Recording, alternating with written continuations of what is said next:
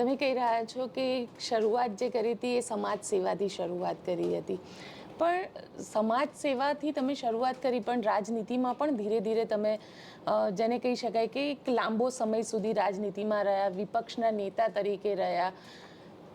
ભારતીય જનતા પાર્ટીમાં અત્યાર સુધી 79 જેટલા કોંગ્રેસના ધારાસભ્ય જતા રહ્યા છે. ક્યારેક તમારું મન પણ ડગ્યું હતું?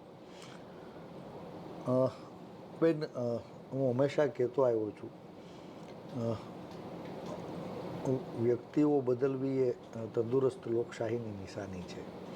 વૈચારિક મતભેદોના પાયા ઉપર તો આ દેશની લોકશાહી ફલી ફૂલી અને ઉછળી હતી.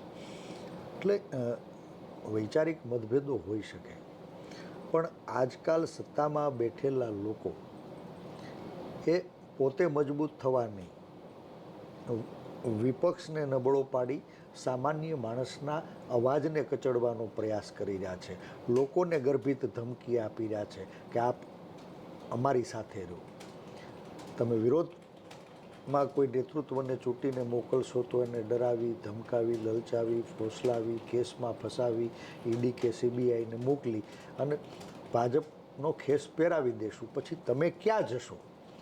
આજ લોકોને નેતા ચૂંટવા માટેનો જે અધિકાર મળ્યો હતો, ક્યાંય એ અધિકારને જૂટવવાનો ભારતીય જનતા પાર્ટી દ્વારા પ્રયાસ થયો અને એનું પરિણામ 2005માં નીમાબેન આચાર્ય સૌથી પહેલાં વંડી કૂદ્યા અને એની પાછળ આજ પર્યત 89 જેટલા ક્યાંય વિરોધ પક્ષના ધારાસભ્ય અને સંસદ સભ્ય કક્ષાના આગેવાનોને વટલાવવામાં ભારતીય જનતા પાર્ટી સફળ થઈ.